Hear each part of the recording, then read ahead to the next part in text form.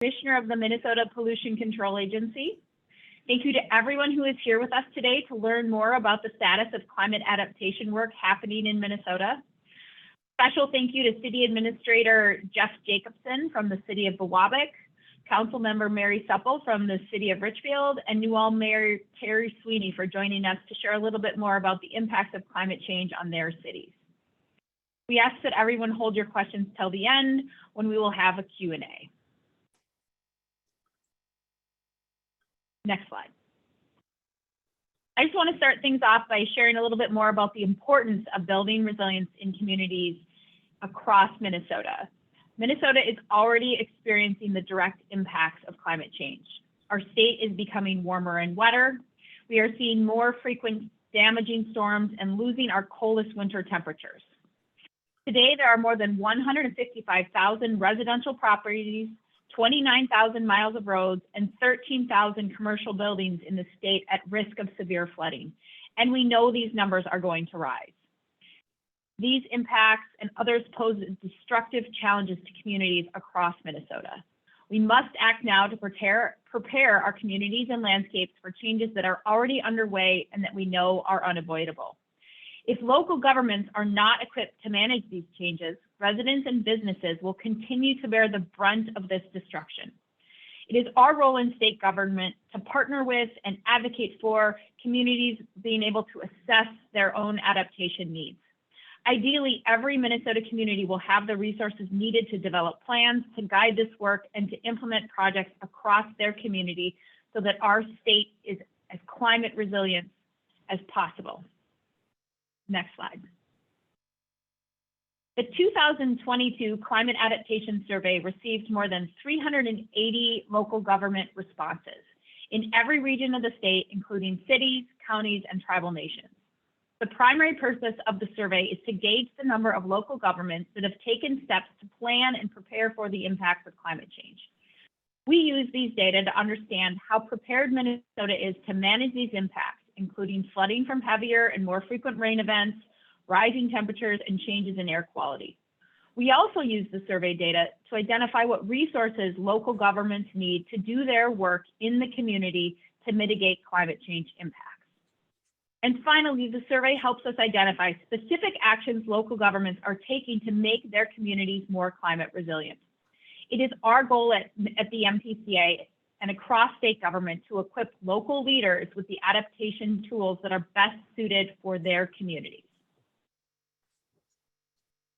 When it comes to climate planning, communities across Minnesota are doing what they can with what they have. Local governments engage in many different types of planning efforts, including emergency event planning, water planning, and natural resource planning. 25% of respondents to the 2022 adaptation survey noted that they do not address climate change in any of their local government plans. And just 12% of respondents have a standalone climate adaptation or resilience plan. Based on these survey results, we can see that many local governments have climate planning on their radar, but few are fully prepared for the impacts of climate change that we can expect to see across the state. The 2022 survey also reaffirms that communities across Minnesota are feeling the direct impacts of climate change today. Local governments were asked about what climate change trends have directly impacted their communities over the past few years. Overall, most respondents, 87%, selected at least one option. 54% of respondents noted that extreme rainfall and storms have directly impacted their communities, mirroring the reality of what we have discussed, that the strain of stronger storms puts an immense pressure on our water infrastructure. 49% of respondents have said they've experienced extreme drought. 46% have said they've seen less consistent snow cover, and 33% have seen more frequent flooding. The 2022 survey also reaffirmed that local governments need financial and technical support to prepare for the impacts of climate change. Local governments were asked, what kind of resources would help your organization make progress on climate adaptation and resilience? 42% of survey respondents said they need financial assistance for infrastructure upgrades as well as for planning efforts. The same number also indicated a need for guidance on best practices to increase climate resilience.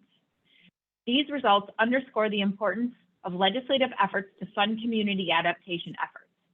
The MPCA is prioritizing this issue during the 2022 legislative session, which we'll discuss a little bit more in a moment. Next slide. We know that when we provide local governments with the resources that they need to become more resilient, our communities see the benefits. Beyond planning, many local governments are taking actions today to prepare their communities for climate impacts. In the 2022 survey, governments were asked what actions they have taken over the past 3 years to increase community resilience for climate change. 29% responded that they have planted trees, which helps create shade cover and reduces the impact of rising temperatures. 27% have taken measures to reduce erosion trouble spots in waterways that have been caused by heavier precipitation. And 24% have upgraded their infrastructure to better address increased precipitation. Next slide. As I mentioned, as part of the ongoing legislative session, the MPCA is asking the legislature for funding to pass through to communities to help them prepare for the impacts of climate change. The climate adaptation grant proposals in front of the legislature is MPCA's top priority for 2022. If Minnesota cities are not prepared for climate change, residents and businesses will continue to experience the impacts of extreme weather. And that is why the MPCA is seeking $21 million for a construction stormwater grant program to help local governments across the state prepare their infrastructure for more severe rains, and $55 million in funding for broader resilience actions ranging from stream bank redevelopment to shade tree planting. Next slide. In summary, it is encouraging to see this survey reveal that communities across the state are taking action now to plan for challenges ahead. We urge our state legislators to approve funding that will help Minnesotans in every corner of the state adapt to these changes. Only through preparation can we protect our communities, our environment, and our economy going forward. I'm pleased now to open up to a conversation with our city partners on the call, and I would ask each of them to introduce themselves. Why don't we start with City Manager Jacobson, and then we'll hear from Council Member Supple and Mayor Sweeney. Hi, Jeff Jacobson, City of Buwabik. Do you want me to go into our climate change actions or plans at this point, or are we just doing introductions? I think we're going to do that next. So if you just want to introduce yourself briefly, that would be great. Okay, Jeff Jacobson, Administrator in Biwabik. If people aren't familiar, we are about 3.5 hours north of the metro area, about an hour north of Duluth. So pretty firmly in what Minnesotans would collectively refer to as up north. So we're one of those communities. Hi, my name is Mary Supple, and I'm the at-large city council member in Richfield, and we're a first-ring suburb outside of Minneapolis, right next to the airport. Thank you. And I am Terry Sweeney. I'm the mayor of New Ulm. New Ulm is in the south central part of the state along the Minnesota River. Excellent. So good to be with all of you this morning. And going through that same order, I'd ask you all, how are your residents and businesses currently feeling the tangible impacts of extreme weather and climate change? Starting with City Administrator Jacobson. Well, we have a fairly major direct impact, again, based on our location. We are also the home of Giants Ridge Golf and Ski Resort. So we've got the ski hill that goes in the winter and the golf in the summer. The major swings have a big hit on us when it comes to too much or too little snow or too much or too little water. Our ski hill is very dependent on being able to get snow on the hill.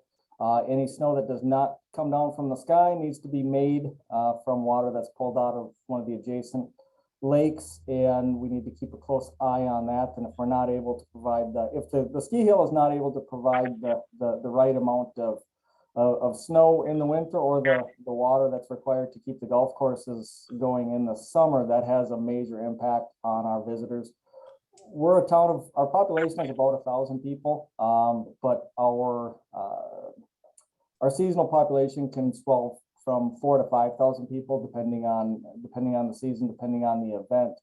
And if those environmental factors work against us, if we have a drought during golf season or a drought during snowmaking season, that's really just going to kind of devastate what's the folks that are coming through and supporting the local businesses, our Main Street business owners downtown.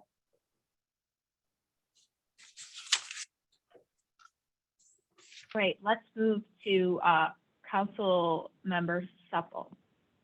Thank you, Commissioner Kessler. The biggest effects in Richfield are caused by extremes in weather. Severe storms have brought down trees and flooded basements, streets, and other areas. Two examples specific to Richfield in recent years were when our floating boardwalk at Wood Lake Nature Center was swept away and destroyed, and when parts of the roof and some of the solar panels on the city pool building were damaged in a storm. So replacing damaged infrastructure costs taxpayers money. Residents and businesses also deal with extreme summer heat exacerbated by the urban heat island effect. Those fortunate enough to have air conditioning deal with increased costs, but there are health impacts for many residents, especially those without air conditioning. The poor air quality from western and northern forest fires added to the problem last summer. So our public safety department has been working to ameliorate the health impacts from the extreme heat and the poor air quality, but it's a challenge for them. On the flip side, the winters are shorter with more frequent freeze-thaw cycles, and those conditions reduce the amount of outdoor recreational opportunities available to residents who like to snowshoe, cross-country ski, play hockey, skate, or sled. And it also impacts residents and businesses in the city as roads are icier and there are more potholes. So as Minnesotans, we're used to having 4 seasons and changing weather, but the climate change has made those changes more extreme and harder to deal with. Thank you, Council Member. And finally, Mayor Sweeney. All right, in New Ulm, we have a little different terrain than the other two, my other two colleagues here. I spoke to an insurance agent, he's a friend of mine. I said, is this affecting the insurance business? He said, oh my gosh, yes. They're paying higher premiums, and that gets, we the property owners, homeowners and commercial owners are paying 10 to 15% higher fees to deal with higher insurance costs. And he says, even things that you don't think of, like wildfires out west, tornadoes and storms, hurricanes and that down in the Gulf area. He said that affects too. We can't lose money like this. So we spread our costs out. So in effect, Minnesotans are paying for wildfires and hurricanes, which is something we probably didn't expect was happening. Our biggest concern is the amount of water coming from the sky. It's either a drought, although farmers are still doing well thanks to hybrid seeds, but the drought is having an effect which ripples through the whole town. Well, farmer is really a part of town, economically speaking. And then the our wastewater treatment plant really needs help. I talked to the manager of that, and he said our normal treatment is 2,000 gallons a minute. We've had downpours of 8 inches in an hour and a half, which meant we were dealing with 10,000, 5 times the amount. And he said, we just can't continue at that rate. So we're going to need help, mainly ameliorating water issues. Yeah, thank you. Thank you, Mayor. Thank you all for sharing those really important, powerful points. And now I'd like to ask each one of you a follow-up question. So starting with City Administrator Jacobson, how is Buwabik incorporating the impacts of climate change into your city planning processes? The biggest thing we've done, and we've got started fairly early on this, since around 2000, 2001, we have been doing a lot of our developments as planned unit developments and clustered developments. I didn't intend on having this as a visual, but the placement works out pretty well here. If anybody can see the map that's on the wall behind me, that long dark blob, that's Wine and Sabin Lake, which is which is in a chain of lakes. It's fed from the top and empties into a couple lakes when it goes to the south there. The west side of that lake is Giants Ridge Golf and Ski and some vacation development. And the east side is single family home development, vacation homes, things like that. And that's where a lot of our development is happening. And what we're doing is we're planning our developments as PUDs that have cluster development that preserve more green space, and also green space that is more natural habitat, native grasses, and not necessarily manicured lawns. With probably the biggest benefit and the biggest part of that is we preserve that riparian buffer down at the lake, and that actually stays in public ownership. So it's not ownership right up to the lakefront and what you'd see as a standard grid of residentially zoned homes that have their kind of a checkerboard pattern. The homes are put in there. The homes are a little closer together. The total amount of, which leaves the total amount of impervious space the same, only it's not broken up by the driveways and by the roof lines of the house. So they're able to incorporate more stuff in there that's it's kind of got a dual benefit of it's a little more attractive in being able to have that type of landscaping, and it also keeps some of that water, it retains some of that water and also holds that soil in place so it's not washing down into the lake. We've got pretty decent activity when it comes to building permits and new housing starts every year. We are very diligent on enforcing the Minnesota State Building Code. So that has all sorts of things. A lot of it is safety related, but making sure we stay on top of the energy calculations that they provide with those building plans and reviewing those for energy efficiency, and then also having an erosion control permit in place while they're building. Anybody that builds with any of that lakefront property needs to have appropriate silt fence or a sock or something there to make sure that stuff doesn't come into the lake. We are, if you follow the lake that you can see behind me, that goes through a string of lakes, which eventually goes into the St. Louis River, which eventually goes into Lake Superior, which ultimately makes us kind of a party to some international treaties, because the Canadians are quite concerned about what we put into Lake Superior as well. So we have to start here in being mindful of what we put into that waterway that goes down to the Great Lakes. Yeah, it's a big responsibility. Thank you, City Administrator Jacobson. So now, Councilmember Supple, can you speak a little bit more about the actions that Richfield has taken to make your city more resilient to climate change and extreme weather? So on a policy level, we developed a climate action plan. Then we created a sustainability commission and hired a sustainability specialist. And those policy actions allowed us to start taking more pragmatic steps. So one example is we organized our trash hauling system and began an organics collection program. This cut down on the wear and tear on our roads and the number of garbage trucks driving up and down our streets, while also reducing trash going to the incinerator and landfills. About 25% of the trash is made up of organics, so we're trying to divert that part of the waste stream from landfills into composting. Now, as streets are reconstructed and new developments are built, we've planned our infrastructure to deal with increased stormwater runoff and to reduce flooding. We've also encouraged more sustainable, environmentally friendly designs in new construction while working to make current buildings more energy efficient. On the transportation scene, we've been working to increase our multimodal transportation options with a system of bike trails in addition to pedestrian and bus transit options. And we recently adopted an ordinance requiring electric vehicle charging stations in certain projects, and we've increased our bicycle parking requirements. Finally, as our urban forest has been under attack by emerald ash borer, we've been replacing those trees with more diverse species, and some of which are found in warmer climates. We're also using more drought-tolerant plants in our landscaping. So there is much more to do and more resources are needed, but we're working to increase our resiliency. Thank you. And before we open it up to the press, I want to ask Mayor Sweeney, what resources would be most helpful for New Ulm in preparing for climate change and more extreme weather? Money.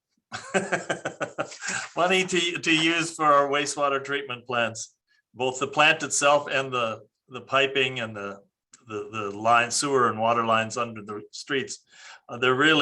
Some of them are 80 years old and the pipes have separated. So that's the biggest thing right now. We don't have what you were calling a standalone plan. Each of the departments in the city government are aware of it and are doing various things. I like what Councilman Supple said about vehicle charging. We've got 2 electric vehicle charging stations. Clearly electric cars are coming on more and more, and we're just going to need some help on how to do this best. So we hope to build more. We've also going to need some help, and we've got some from FEMA money, but we're going to need more. And that is our artesian wells that gather the water for the city use. They're in the floodplain. We keep having to raise the intakes as well as the access roads. Simple things you don't even think about, the access roads. So those need to be raised as flood levels continue to raise with these huge rain events. So we're burying the electrical distribution lines, but we've got that kind of planned as a budgetary thing. We do tree planting rebates to citizens, as well as the Energy Star appliance stuff, rebates. So I'm pleased to see that people are taking on more and more, but our biggest need boils down to money, as it often does, and we would use it with our wastewater treatment. Thank you, Mayor, and thank you all for sharing your perspectives with us. At this point, we're going to open it up for questions from the media.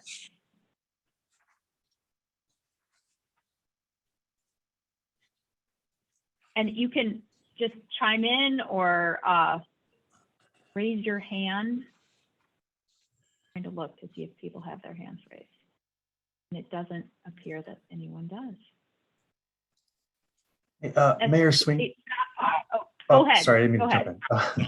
Mayor Sweeney, I had just a dumb, quick technical question here. When you talk about raising wells, what exactly does that entail? Are you talking about actually raising the pumps themselves to get through the floodplains, or just? Yeah, I should have been more clear. You're right. It's raising the pumping stations that are all outside of town in the floodplain, and they're getting swamped with water. Well, that flood water is going to go down into the artesian well. We don't want that.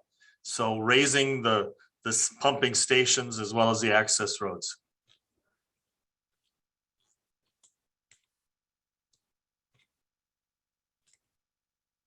Other questions? Okay, I'm seeing a question come up here in the chat. Do we have a sense of how these challenges to cities have changed over time? Well, I can speak from a higher level perspective, and then I would invite our local leaders to chime in. I think that as we have seen more intense precipitation events occur more frequently, you're seeing more localized flooding in areas that historically you may not have seen flooding. I know that you're seeing flooding that is far afield from the surface waters, for example. You heard the mayor talk about pipes that are leaking and separating. When we know that when storm systems overwhelm our infrastructure, that water is going to find a place to go. And if it ends up in the wastewater pipe and then overwhelms the wastewater facility, you see more occurrences of discharges of partially or untreated wastewater into our surface waters. And another effect is that you can see backups of sewer or stormwater mixtures in people's basements, or you're going to see water coming up manholes. And sometimes when it's raining really heavily, the manholes will actually dance on top of the road. And so those things are happening more frequently than they have historically. But I would invite our local partners from their perspective to opine on how the cities have seen changes over time.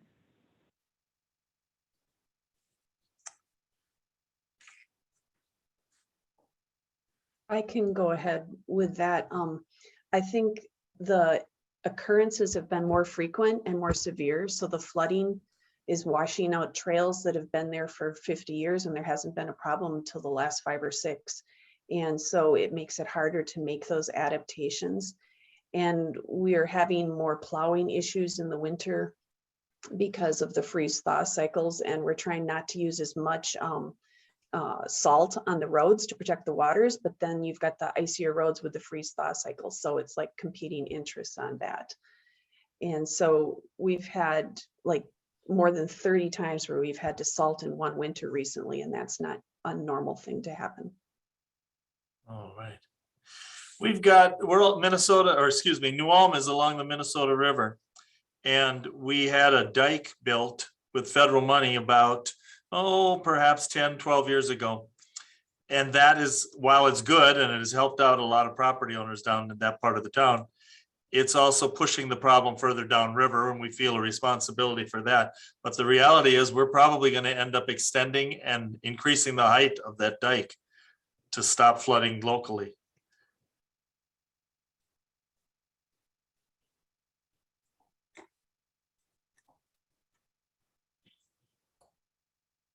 All right, we have one additional question here in the chat. A question for Mayor Sweeney. Has there been more changes to emergency flooding plans in New Ulm? And then this person says, residents living near the Cottonwood and Minnesota rivers experienced flooding over the years. Is the city considering more flood mitigation projects near there? I have to be honest and tell you, I don't know the answer to that. Sorry. I wish we did. There was a huge blizzard in St. Patrick's Day of 1965. I remember it because my youngest sister was born. And it blew out a dam we had on the Cottonwood River. And that's kind of changed the whole dynamic of how the Cottonwood River, I'll call it a feeder river into the Minnesota, has developed. And their plan is to leave it natural. And so it's meandering and wearing down the banks at an increased rate. We also have Flanders State Park that just borders New Ulm, in which the Cottonwood River flows through. And that's, as it erodes these big rain events, erodes the banks greater, it wipes out trails that the DNR has put into the state park. So it's, again, I said it when I first spoke, it's these big rain events that are the most damaging to New Ulm.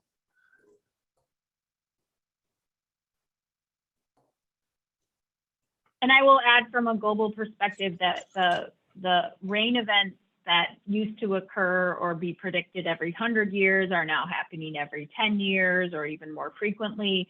And so, and you heard this from others today, that the idea of needing insurance or contingency plans for flooding has expanded across communities, because it's not just once in your lifetime, it may be 3 or 4 times in one decade that you're having to think about impacts to local resources as well as infrastructure and homes and residents. Another question here for City Administrator. Jeff, does the city have any data on how well some of those PUDs are working storing water or stopping erosion? So we do not have any formal data on that, but we do have, anecdotally,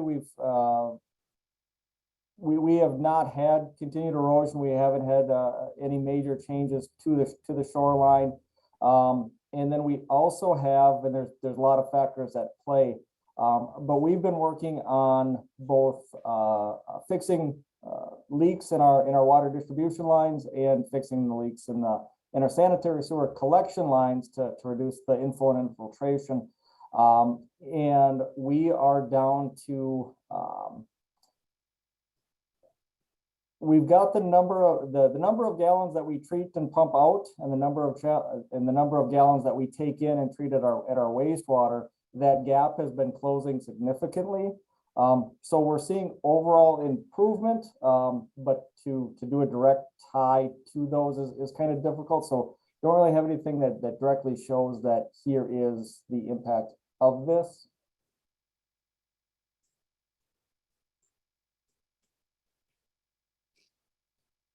Thank you.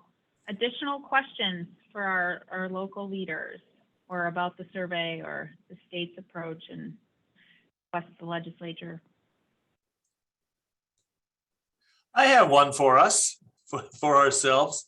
Jeff, I imagine you guys are too far north to really get any tornadoes. You may have gotten one or two, but I don't believe that that's an issue for you. Mary, you would be getting some, and our biggest fear is increased tornadoes finding their way further north. We've had tornadoes in New Ulm, not many, but that's the big devastator. Any MPCA issues or efforts on that? I don't know, how do you make a ruling on a tornado? Don't come here. Well, unfortunately, I have no words of wisdom there, Mayor Sweeney. I will tell you that some of the things that we are doing at the MPCA is not only working with cities like New Ulm, who are having bypass or overflows of wastewater due to increased inflow and infiltration into leaky pipes, but also forecasting air quality, which we know gets worse when you have wildfires, which others have talked about across the globe. Unfortunately, this is a situation that is not unique to one municipality. So we're trying to do forecasting for the citizens of Minnesota so they can be aware and be mindful of outdoor activity and risks from poor air quality, as well as advertising and advocating for additional resources, not only for wastewater and stormwater infrastructure, but for other infrastructure that may be vulnerable to extreme weather events. You've heard electrical grid, you've heard trails and natural spaces, drinking water. I think we need to look holistically at what the risks are. And I so appreciate your local leadership, because I think it's most important that you all be in the driver's seat when assessing risks and priorities, and the state has an important role to play in funding the ability to assess those risks as well as implement projects to mitigate the risks. So not in the answer to the tornado forecasting, but certainly recognize that you all are feeling this most acutely, and we want to make sure we're supporting you appropriately. I see that someone else has typed us a question here. This is again for the mayor. Is New Ulm working with other neighboring towns on climate change efforts, particularly concerning water quality as we experience heavy runoff from the north? I don't know of anything specifically like that, but we are part of a bigger group that is working to get the Minnesota watershed a water sequestration locale, where we will what's the better word? Incentivize farmers to not plant right up to the riverbanks, and allow flooding to happen naturally, where it can filter through the earth back down to the main aquifer. But other than these big Minnesota river-based organizations, I don't believe we have any plans to work with our neighbors. We'd be open to it, but I don't think there's anything happening. One thing I will add to the mayor's points is that the $55 million request to the legislature that the MPCA made for a climate adaptation grant earmarks, I think, $15 million that would be used as pass-through dollars to the Board of Soil and Water Resources to implement water storage projects. So the mayor talked about not putting in practices right up to the river that would be more vulnerable to flooding. I think what this adaptation proposal does is looks at where you have opportunities to store water up higher on the landscape, so that you don't have to assume so much risk or feel so much impact when you have those extreme weather events. So that is a component that we're thinking, not just in the built environment in our towns and cities, but as well as in our working lands across the state and more natural landscapes.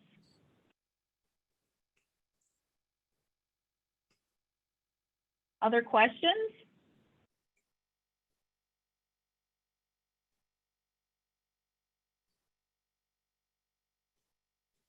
Well, if we don't have any other questions, I will just again say many thanks to City Manager Jacobson, Councilmember Supple, and Mayor Sweeney for sharing your expertise and your time with us today. And thank you to everyone who joined. And we're happy to have this conversation and happy to answer any follow-up questions that people may have after today's event. All right, everyone, have a good rest of your day. Thank you.